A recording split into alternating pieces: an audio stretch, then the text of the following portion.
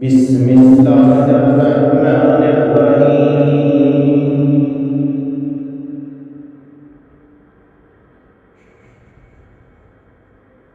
السلام علیکم ورحمۃ اللہ وبرکاتہ۔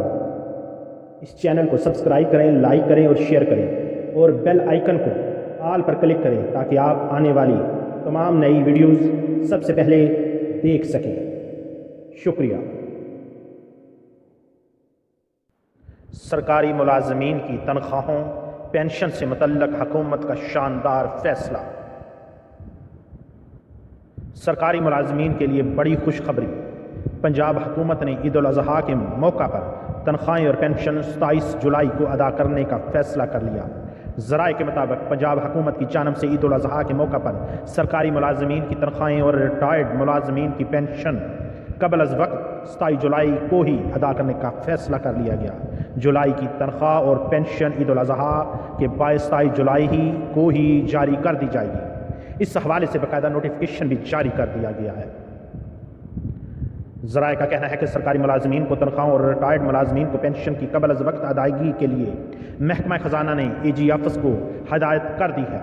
دوسری جانب محکمہ primary and secondary health care نے ڈینگی و پولیو ورکرز کو مستقل کرنے کا فیصلہ کر لیا۔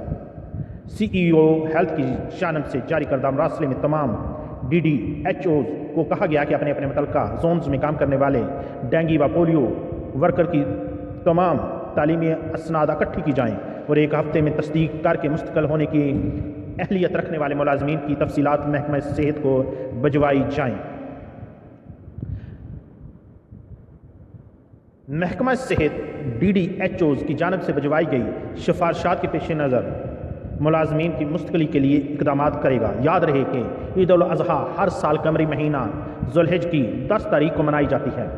عید کی نماز کے بعد صاحب حیثیت مسلمان سنت ابراہیم پر عمل کرتے ہوئے اللہ کی راہ میں جانور قربان کرتے ہیں۔ وفاقی وزیر سائنس و ٹیکنالوجی فواد چوہدری کا کہنا ہے کہ اس سال عیدالاضحیٰ 31 جولائی بروز جمعہ کو ہوگی۔